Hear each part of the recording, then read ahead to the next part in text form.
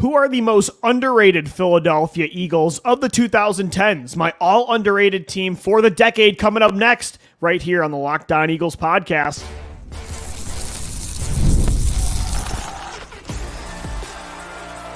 You are Locked On Eagles, your daily Philadelphia Eagles podcast. Part of the Locked On Podcast Network. Your team every day. Thank you so much for making Locked On Eagles your first listen each and every day. Welcome in, Eagles fans, to a Tuesday edition of the show. We're brought to you by FanDuel. Make every moment more as playoffs do wind down. The sports stop sporting like we want them to, but this summer FanDuel is hooking up all customers with a boost or a bonus daily. That's right. There's something for everybody every day all summer long. Just visit FanDuel.com to get started. I'm excited about today's show as we are 2 weeks away from training camp. We're still in the dead zone and got some fun topics for you guys coming up on the show. Today, I'm going to construct my all underrated team of the decade, of the 2010s plus 4 years after, up until 2024. However, this list does have all former Eagles, so it really was mainly focused on pretty much, and again, this will age me for our older listeners and viewers, I'm sorry. These are the players I know, so I felt like it'd be more justified for me to construct a team from 2010 up until 2020, right? The end of the Andy Reid era up until the end and the start of the end of the Doug Peterson era, the start of the Nick Sirianni era, because some of these players were with actually all of these coaches and Chip Kelly as well. I just thought it would be more justified for me as a 27-year-old. Not that I'm not very familiar with Eagles history, but I'm not going to say, Ben Hawkins from 1962 deserves to be on this underrated list over one of the receivers that I put on it. So I thought I would focus on the teams that I grew up watching. The Eagles from, again, I'll say like 2010 is really when, I was 13 years old at the time. That's really when I was becoming, I watched football and the Eagles before that up until 2003, 2004. Those were the first years I was watching as like a 6-7-year-old fan. But, 2010 is when I was really coherent and really started to understand the game and become a true diehard Eagles fan. So I'm going to focus on 2010 up until 2020. You can also add these last 4 years. But the all-decade team, who are the most underrated players of that time for the Philadelphia Eagles? And I don't know why I was thinking about this topic. I went in a rabbit hole, as we all do, of YouTube football highlights, and I think I ended up on some players from that era, and I thought, that guy's underrated. And then I watch another one. I'm like, man, this dude's underrated as well. I was just watching random Eagles players, not just like Michael Vick 2010 highlights, Jalen Hurts 2022. I'm a sicko. I like to get in the weeds of it. And I pulled up some Eagles. I'm like, I actually forgot about these guys, and it really hasn't been that long. So I thought I'd construct an all underrated team. And I'm going to start in segment one with the offensive side of the football. And I'm going to start with a banger. I think most people are going to completely disagree, and probably if you know me and my reputation in the show and in Eagles media, my opinion on this player, you'll probably roll your eyes so far back that it's going to go through your entire skull. But because of the legend another player created when this guy was on the team, because of the way it ended, the vitriol, the aggressive just bitterness that people have for this player because he did demand a trade at the end, I think now his legacy in Philadelphia is a little bit underrated considering what he was able to do, considering the circumstances. I do think the most underrated quarterback of the 2010 to 2020 era was Carson Wentz, because it definitely wasn't, and again, this is a small sample size, right? It was either Carson Wentz, Sam Bradford, Nick Foles. I hate that Bradford was my second guy named there, but I digress. Carson Wentz, Sam Bradford, Nick Foles, Michael Vick, unless you think Mark Sanchez was really underrated for the job he did in 2014 and 2015. I think Carson Wentz is the obvious guy. I actually think Michael Vick would be on the all overrated team. He is seen as much as I loved Michael Vick, that 2010 Vick might be my favorite player of all time. But he is grouped in with Eagles legends and discussed when it comes to other Eagles quarterback legends. Michael Vick is often thrown in that conversation when he only had one good year. Carson Wentz was only an Eagle for 5 years, and 2016 was a whatever rookie season. 2020 was one of the worst years we've seen statistically from a starting quarterback in NFL history. So 2 of those 5 years were pretty brutal, but if you do not trade up for Carson Wentz, you never win a Super Bowl. Like, that was the start of this aggressive Howie Roseman era where they were going to trade picks. They were done settling. They were going for the franchise quarterback. They were gunning for a ring. Wild card berths were not enough. So Carson Wentz alone, what he symbolized when they brought him in, is so meaningful to the history of this football team. And then, of course, you do not get home field advantage and the division title in 2017 without his MVP favorite campaign. He was able to clinch the division for you against LA and pretty much had home field advantage wrapped up. If Nick Foles had to go on the road to Atlanta or Minnesota in the playoffs, I don't think the Eagles win a Super Bowl. So you do not win a Super Bowl without Carson Wentz. And you look at his stats, like he had, 3-4 straight years where he had at least 16, 20 touchdowns and under 7 interceptions. And Wentz was in historic company with that kind of touchdown to interception ratio consistency. Only, I believe it was 4 or 5 guys had that kind of run for 3+ years. It was Brady, Manning, Breeze, and maybe Marino or one other guy. It was, I don't remember the stat exactly, but it was a pretty impressive run. Even in the years where he wasn't incredible, like 2018, he was still pretty damn good. And what he did in 2019, still to this day, is one of the most impressive things I've ever seen from a football player. To take that practice squad skill position group, throw for over 4,000 yards when a single wide receiver did not surpass 500. By the way, no other quarterback has ever done that in NFL history either. To win 4 straight games, to make the playoffs, to win the division, and raise a banner in the stadium. Granted, it's a division banner. To do that in that kind of circumstance is unbelievable. And you guys know I relate to Wentz a little bit. I understand why he became who he was. The situation, I think, was very unfair and also just very unlucky. Carson had a lot of issues that were self-inflicted, but at the same time, a lot of it was circumstance. And I think Carson Wentz now, because of the aggressive, you can't even mention this guy on Twitter without Eagles Twitter just trying to cut my head off, which I think is a little bit extreme. I get the hate a little bit, but I think it's a little dramatic. And I think it's made him a little bit underrated, at least when it comes to the history of the Philadelphia Eagles. So Carson Wentz is the quarterback of the all underrated offense from the 2010 to 2020 era. The running back was his guy in 2019. I think it's actually Miles Sanders, who has been the Eagles' most consistent, best bell cow running back since LaShawn McCoy. But I think when you look at the conversation of Jay Ajayi is seen as a Super Bowl hero, same with LeGarrette Blount, same with Corey Clement. LaShawn McCoy is the all-time leading rusher in franchise history. He's maybe the best Eagles running back or best NFL running back of this time period, of that decade. He might be a first, second ballot Hall of Famer in the Pro Football Hall of Fame. You look at McCoy, you look at the Super Bowl legends. Miles Sanders, I think, is a little, and DeAndre Swift was from Philly. He wore number 0, so even he was more of a fan favorite. Miles Sanders, I think that he disappointed a little bit, considering he was a second-round pick. You would have liked 4 more years out of him, or more than 4 years out of him, and you would have liked him to be a better receiver than he was after 2019. That was disappointing. He didn't maintain that level of production through the air. But Sanders also, I think, was unfairly criticized. This guy consistently was your most explosive playmaker on offense when you had no other receivers, pretty much.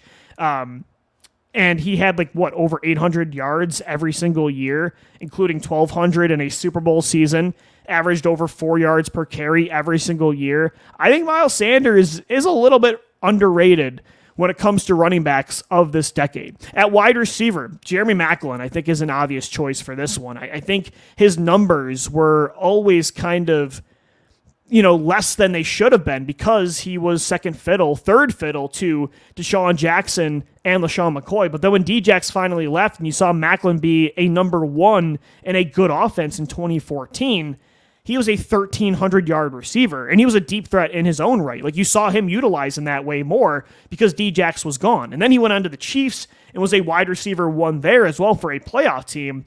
Jeremy Maclin was a much better player, I think, than his numbers do show. He's top 10 all-time for the Eagles in receiving yards. I think J-Mac, number 18, I think he had untapped potential those first 4 years. The Andy Reid era, Maclin could have been utilized a whole lot more. And he was so consistent. His hands were so good. There's very few receivers I've seen in Eagles history that have the body control along the sidelines of Maclin. Some of those circus catches he made in 2014 were unbelievable. He's very underrated. The other receiver here, we're going to run 11 personnel, so I got two more.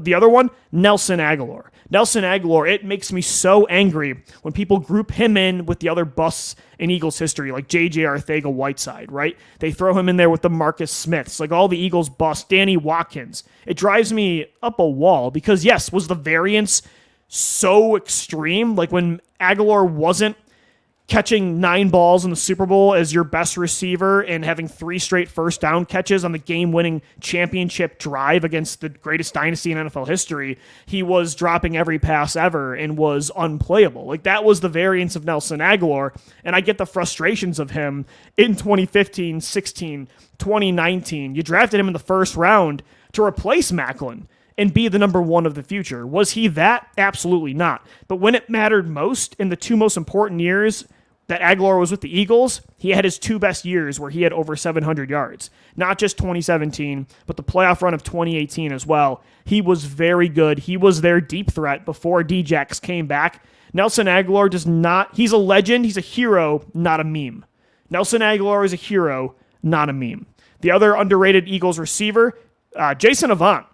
I think he might have the best hands I've ever seen of an Eagles player. Like, just unbelievable, unbelievably productive when the numbers aren't great, but again, because he was behind Macklin, Djax, McCoy, and Vick running the football. When his number was called, he always stepped up. And same with Brent Selleck. He became a blocking tight end at the end of his career and was the number 2 behind Zach Ertz, who was heavily featured. But early on in Selleck's career, this guy had multiple years where he had over 700 receiving yards. In fact, he had a year where he had 971 receiving yards. He almost had a 1,000-yard season. Brent Selleck played for over a decade in Philadelphia. I mean, this guy from 2007 to 2017 was one of your most consistent players. And I think because there's Zach Ertz and Dallas Goedert, he's kind of gotten lost in the weeds a little bit since he retired. All right, and then the offensive line, I'm going to roll through this. The Eagles have had a legendary offensive line, so there's not many underrated guys. I said Big V for left tackle because of what he did in Super Bowl 52. Todd Harriman's at left guard. I think it's kind of forgotten because of all the legends that the Eagles have had up front. Jamal Jackson at center. I could have said anybody at center that's not named Jason Kelce, right? And then at right guard, Evan Mathis is one of the statistically the best right guards, the best offensive linemen that in the Pro Football Focus era we've ever seen. But he was right before Brandon Brooks, who's a Hall of Famer, and he was sandwiched in between legends like Lane Johnson and Jason Kelce. That Evan Mathis, I could say, is a little bit underrated at that spot. Plus, Isaac Seumalo was really good on the interior for a few years there as well. So he, I think, kind of goes under the radar as well. And then one more player here at right tackle. I mean, there's only like a 2-year sample size here to choose from because Lane Johnson's been the anchor at right tackle since 2013. But I would say Winston Justice, like I feel like he was pretty solid from 2000 in the 2010 season, 2011. I think right tackle was pretty hard to choose from, so I went with Winston Justice. That's probably a name that you haven't thought of in a long time. Maybe King Dunlap. Can we go King Dunlap? I don't think he played right. I think he only played left tackle when Jason Peters went down. Demetrius Bell, disgusting. I think that was on the left side as well. So that's my all underrated offense. Let's get into defense coming up next as we continue this Tuesday edition of the Locked On Eagles podcast. Right, before we continue the underrated Eagles team of the 2010s, today's show is sponsored by FanDuel. You guys know I love sports. You do too. We love them so much, we never want them to stop. But as the playoffs do wind down, we get fewer games. And sports, they're not sportsing like I want them to. But FanDuel lets me keep the sports going whenever I want. All I got to do is open up the app and dream up bets anytime I'm in the mood. NFL futures, that's my thing. Betting on the Philadelphia Phillies. This summer, FanDuel is hooking up all customers with a boost or a bonus daily. That's right, there's something for everybody every day all summer long. So head over to FanDuel.com and start making the most of your summer. FanDuel, the official sports betting partner of Major League Baseball and the Locked On Podcast Network.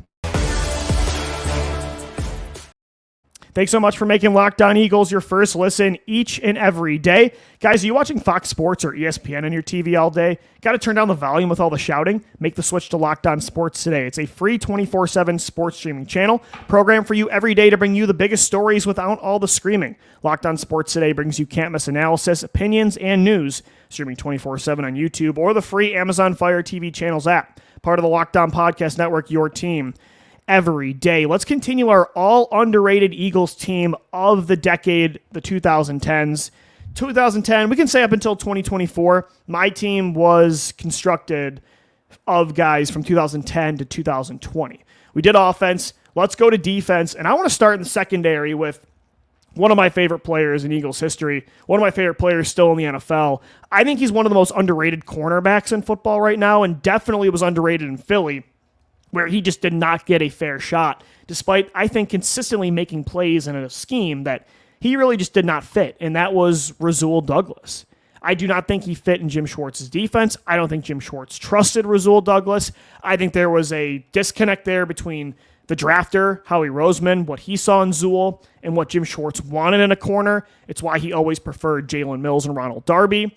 But Rasul Douglas, when you look at it, when he came in for an injured Ronald Darby in 2017, at the beginning of the year, he was damn good. You look at 2018, when he had to start the entire second half of the season, PFF had him as the number 1 ranked corner against the run. He had, he led the team in interceptions. He was a great tackler. He was clutch, huge plays late in that season, that win streak to get into the postseason, played well in the playoffs. Rasul Douglas then in 2019 went back to the bench, just was not given a fair shot. Then he went to Green Bay. He kicked ass. He's in Buffalo now. He's kicking ass. Howie Roseman even kind of alluded to it in his press conference before the draft. I think he didn't mention Rasul by name, but they said they've had some players that went on to have success elsewhere, and we have to think about maybe we didn't give that guy enough of a chance on the field. I think he was absolutely talking about Rasul Douglas. Free Zool forever. Rasul is definitely on this all underrated defense. Another corner, you're going to be surprised by this one, I think. Dominique Rodgers-Cromartie, who is unfairly grouped in with that dream team nightmare. And he's unfairly grouped in with all the Eagles' terrible moves, like Nnamdi Asomugha and signing Byron Maxwell. All these free agent moves that did not work. Cullen Jenkins, just disastrous moves. DRC, trading for DRC wasn't a bad move because you traded Kevin Cobb for him and a second-round pick. DRC coming over from Arizona, that was a great move at the time. DRC was one of the fastest corners in the game. He was in his prime. The Eagles desperately needed another corner opposite Asante Samuel. And then he kind of just got thrust in this really awkward, unfair situation because Howie Roseman went star hunting, got impulsive, and brought in Nnamdi Asomugha. So then you had 3 boundary corners, and not a single one of them had slot experience.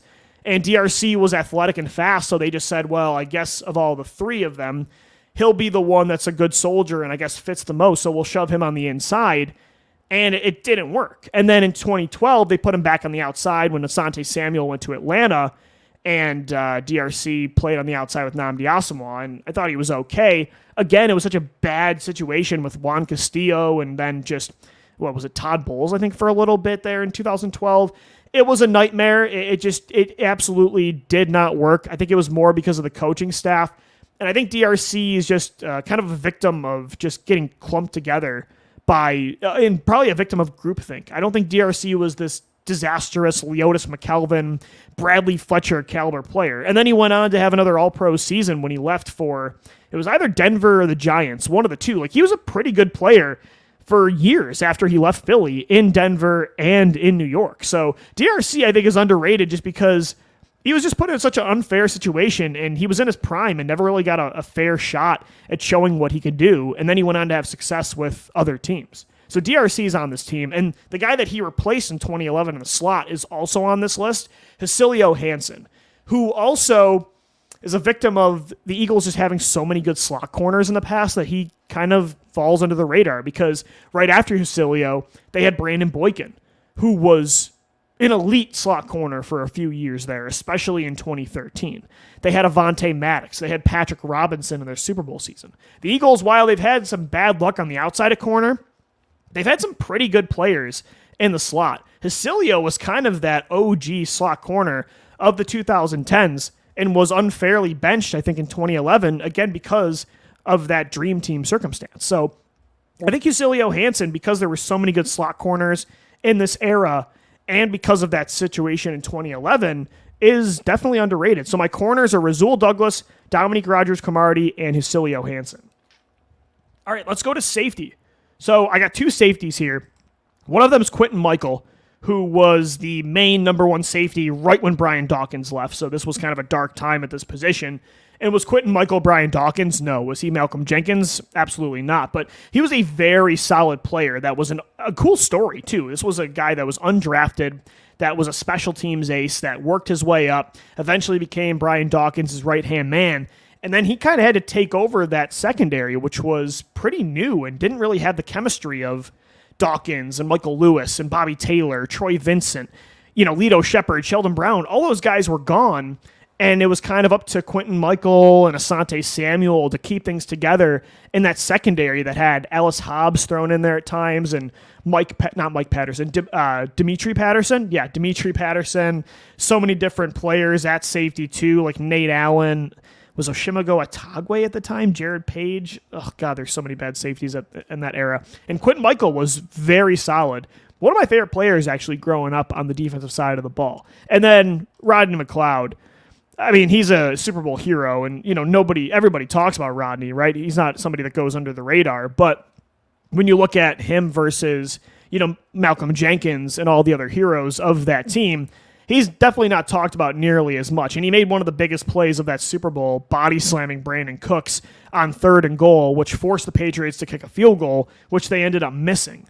So Roddy McLeod made a huge play in the Super Bowl, was always one of the most reliable guys in coverage, playing deep safety. He really allowed Malcolm Jenkins to be the Swiss Army knife that didn't have to play in the deep half of the field because Rodney had it, so Jenkins could go play in the slot. He could go play big nickel linebacker. He could cover running backs and tight ends because McLeod gave him that flexibility. And then when Jenkins left in 2019, McLeod, kind of like Michael when Dawkins left, he made sure safety wasn't a strength anymore, but it wasn't a weakness like corner was at times in 2020 and in 2021. So I'd say Quentin Michael and Roddy McLeod are your two safeties. The linebackers, TJ Edwards, I feel like he was just solid every single year, and we were always trying to replace him, me especially. And then Michael Kendricks, I would say, because he was with D'Amico Ryans and then Jordan Hicks and Nigel Bradham, he was a second-round pick, and he was pretty good. 2014 was his best year, in my opinion. But Michael Kendricks, of course, there was the insider trading thing at the end, which was kind of messy. But I think he was pretty underrated. He was a great blitzing linebacker. Was kind of a one-trick pony. Wasn't an every-down green dot player, but he was explosive and a really big hitter. And he was fun to watch. By the way, number 95 was a cool number, too, for a linebacker. That was before the new number rules, too. So that was kind of unique for a linebacker. And I will say, when Jordan Hicks went down in 2017, Kendricks and Bradham were pretty solid at linebacker before Kendricks left the following season. So I think Michael Kendricks is a little underrated as well. And then on the defensive line, this guy doesn't have a special place in my heart because my first Eagles game ever, he went off sides to lose the game against the Buffalo Bills, the dream team year of 2011. Mr. Offsides himself, Jaquay Parker. But this guy consistently had 6, 7, 8 sacks as that second, third guy behind Trent Cole and Brandon Graham. He was a really good veteran rotational player.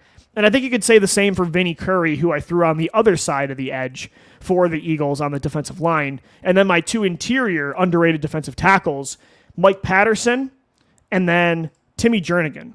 And Timmy Jernigan was kind of the first big trade Howie made in the Wentz era when he started to become Trader Howie. He started to trade for younger players that he didn't have to spend much on because they fell out of favor for certain reasons with their team, but still had a lot of upside, like the Darby move, the Ajayi move. Jernigan was kind of that first move getting him from Baltimore. Had a really good year. Fletcher Cox, for years, they couldn't find the right guy next to Fletch.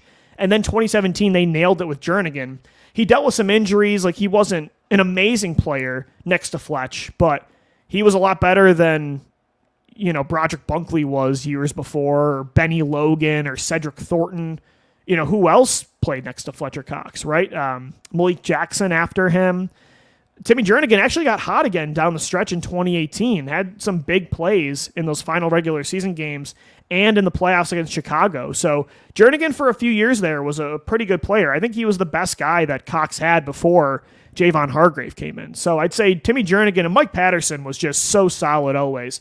They did not have a flashy interior defensive line back then before Fletcher Cox. And Mike Patterson was kind of the guy that showed Cox the ropes his rookie year in 2012. So those are my underrated defensive players in the 2010-2024 era of the Philadelphia Eagles. All right, coming up next, as we do every Tuesday, what's more likely, and this kind of goes back to our conversation yesterday about Jalen Hurts, so we'll get into that. Don't go anywhere. We will be right back.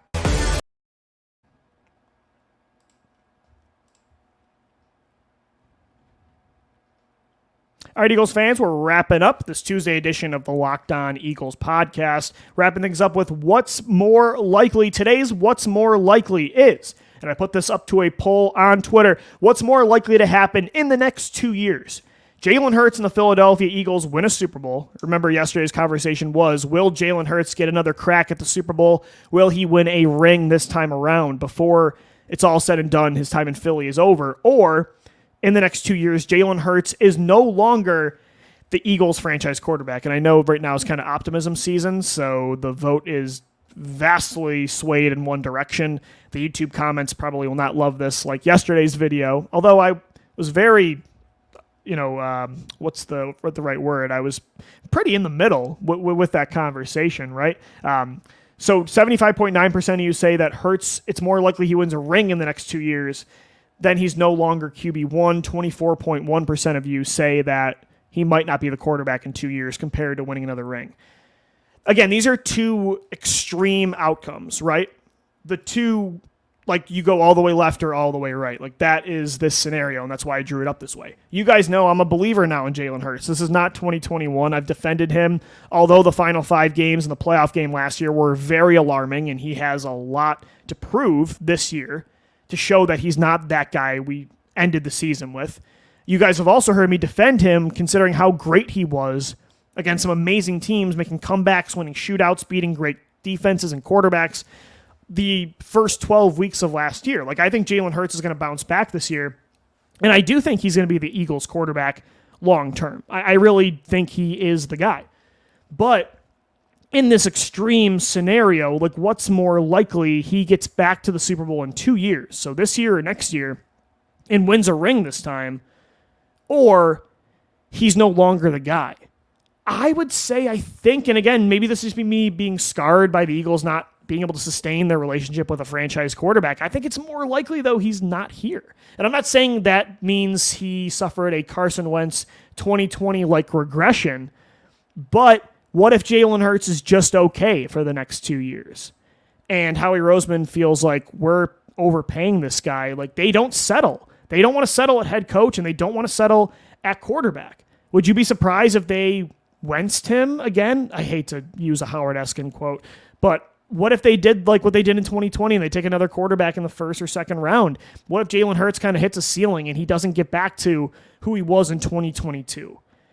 In 2 years, like, that's not a long period of time, but the Eagles have done more drastic things in quicker time. They gave Carson Wentz an extension right before 2019, and less than 2 calendar years later, Carson Wentz was traded. So we've seen crazier things happen.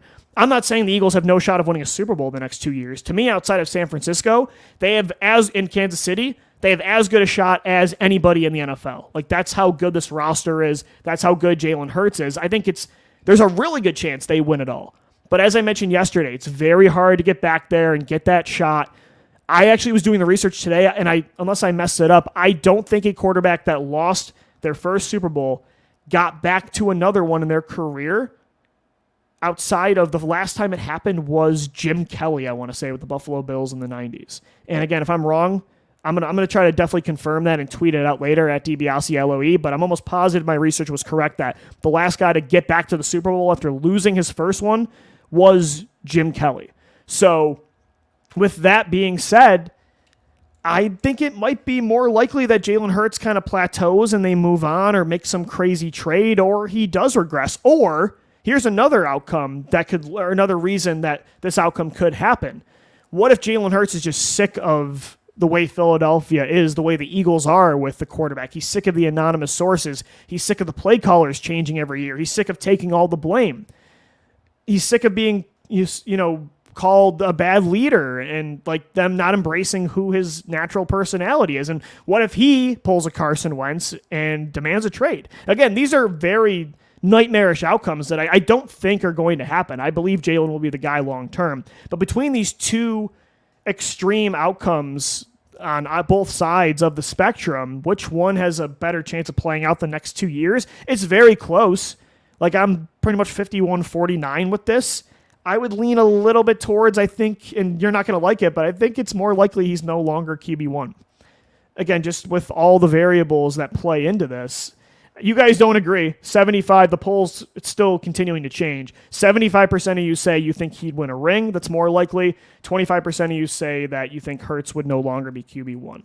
Very interesting stuff, though, in my opinion. It's a fun conversation to have, and I definitely hope I'm wrong in that scenario, because that means that the Eagles won a Super Bowl within the next 2 years before I hit 30. I want one more before I hit 30. All right, that's going to do it for today's edition of the Locked On Eagles podcast. Thanks so much for making us your first listen each and every day. We will be back for 3 more shows this week. Until then, thank you so much for downloading, watching, and listening. And let's go Birds. Fly, Eagles, fly.